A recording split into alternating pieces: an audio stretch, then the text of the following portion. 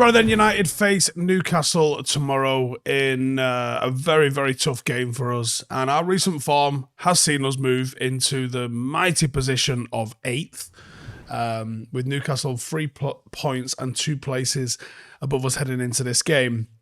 And it's bad, man, because United have won just 1 of our last 8 games, which is abjectly not good enough, is it? And Newcastle have only lost once in their last 8 games.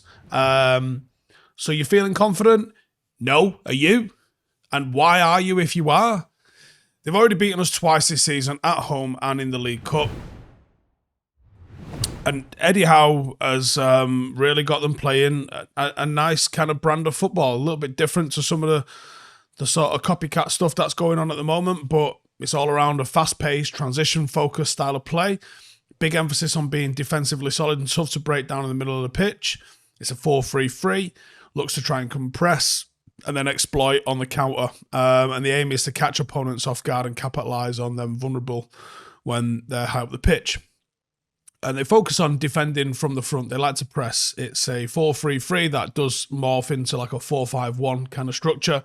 And the high pressing begins with the attackers. The system needs to display intensity and compactness between each line, and the defenders are prepared to step up way beyond what a normal guy's going to have them. Like, you might follow a defender might follow an attacker, 5 or 10 yards occasionally in other systems, but in Eddie House, they'll chase them all over the park. It's mad, but because they're organised, someone will slide into place and cover for them. So while you can, sometimes if people aren't concentrating, use that as an advantage against them. If you know the defenders are going to track you, all right, cool, let's take them on a journey around the pitch then and have someone go and overload into that area and see if you can find them. But Newcastle aware of that and deal with that pretty well, to be honest with you. Formation is a very tight 4-5-1 when they've got a defensive phase going on. You wouldn't call it a low block, probably more of a mid block. And the attackers press the opposition centre-halves and or defensive midfielder, and the wingers come in narrow to sort of really join as part of midfield. And in possession, their setup has probably had to change a lot due to the injuries that they've had, similar to us this season. The injuries have absolutely massacred them. They don't have any fit centre-halves still. On the right-hand side, you will see Trippier sitting very high, a little bit like a conventional sort of right winger / right midfielder, because even though he occupies the kind of right wing spot, he isn't attacking like what a current sort of right winger. I was going to say traditional right winger, but yeah, it's more like a traditional right winger. But a more current wide right forward is looking to try and dribble into the box and invert onto his left foot. So it's more like a throwback right winger, but he stays high and wide, and they look to him for a bit of a creative outlet. Not always just spamming crosses into the box, Trent style, but sometimes linking up play and also looking for underlaps and stuff in that kind of area as well. And it works really well for him. And a lot of their attacks then end up going down that right-hand side in the final third because of the quality that Trippier's got, and also Bruno's tendency to drift over to the right-hand side, and that also increases when Longstaff's in the side. So they get a little bit of positional interchangeability when Bruno is in the 6 in that. The left-hand side's also started to come along quite well as well because of the threat that Gordon gives you, and Isak's got this natural tendency to sort of operate in that left half space as well. So they're starting to cook a little bit down the left-hand side. Joe Linton has returned after an injury layoff, and he's been excellent ever since, changing in from this like bruising kind of like really ordinary striker that was a bit of a laughing stock to this genuinely dynamic box-to-box midfielder that he actually excels at. And with Trippier playing high up on the right-hand side, Joe Linton has the role of sort of drifting into the left-hand side to get involved with the build-up there. Links nice with Gordon and then moves back into that sort of conventional number 8 role once they've got some sort of sustained possession. Number 8s then look to underlap or overlap, depending on what's going on with the wingers, basically to get bodies in the final third on the move and attack an area if the ball is crossed in from the opposite side. And Newcastle do put a lot of bodies forward and genuinely do flood the box.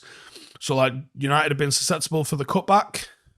I'm having kittens thinking about the cutbacks that United are going to be subjected to tomorrow night. And they press high out of possession, and he has them from the very front foot defensively. And with United being so poor playing out of late, there's just so many areas of the pitch where United are going to be in big trouble. So United are going to have to be right at it to have any hope in this game. Now, as I was on my way in today, they said Isak was a doubt. I'm not picking the team for Newcastle, but I would say that I'm going with Isak to play. They've not said he's definitely out. They just said he's a doubt for the game, so I'm keeping him in the team, and I also think he's the star man for them as well. He's a player of the season nominee. One of the best young strikers in world football. Tall, wiry, great dribbler, real composed, clinical finisher, lethal in transition, and if he's up against Casemiro in that sort of channel, it's a long night for us.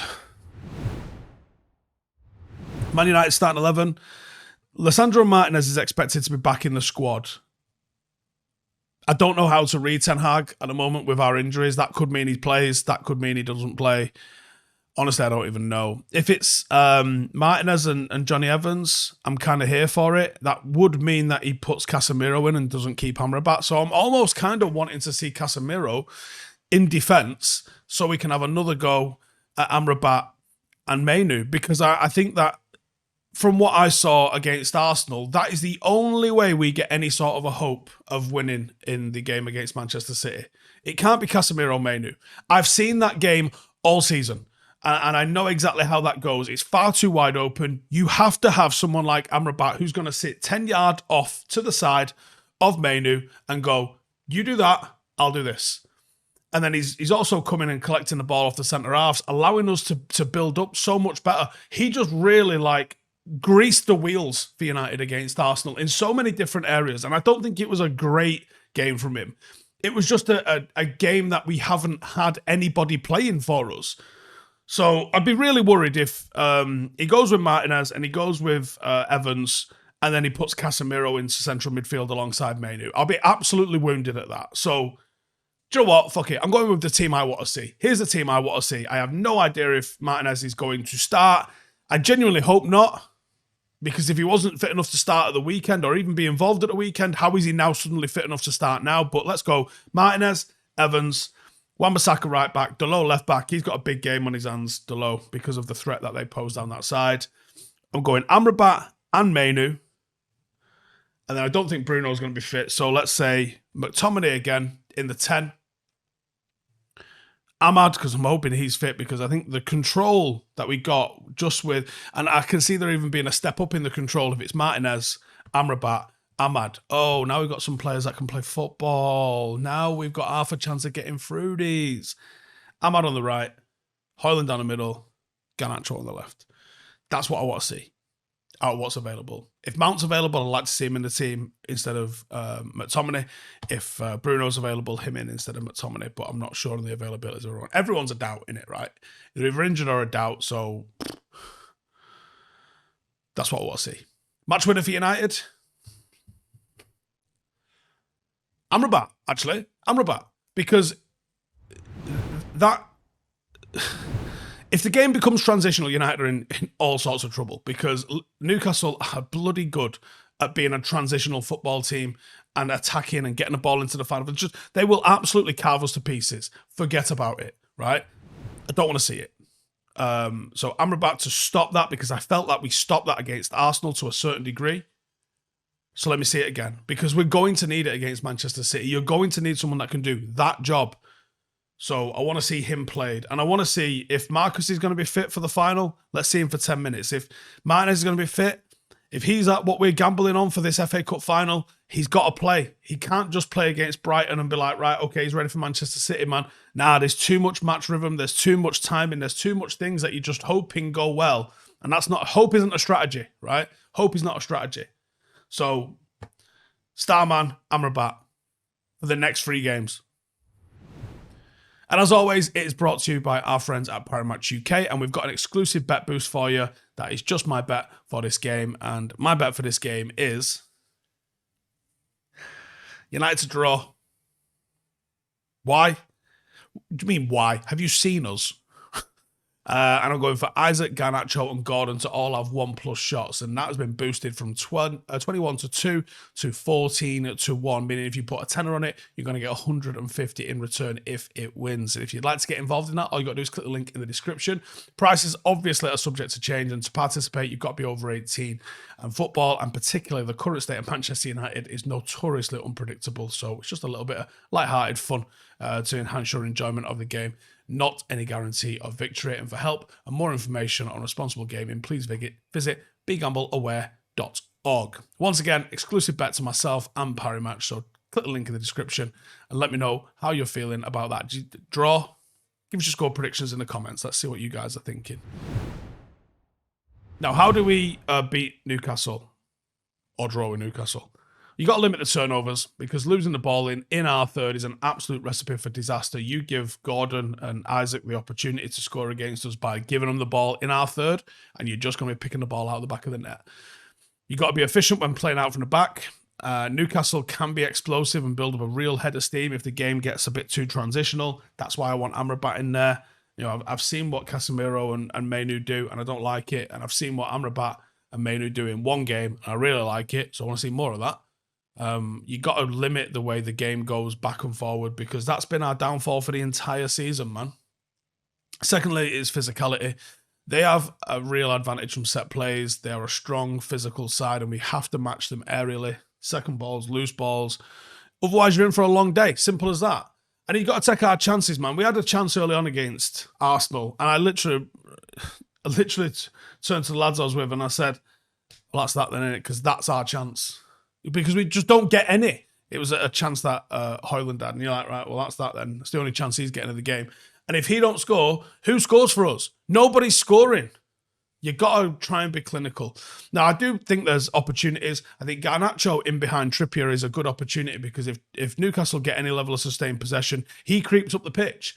And he's quick, but he ain't 25-yard head start to Garnacho quick.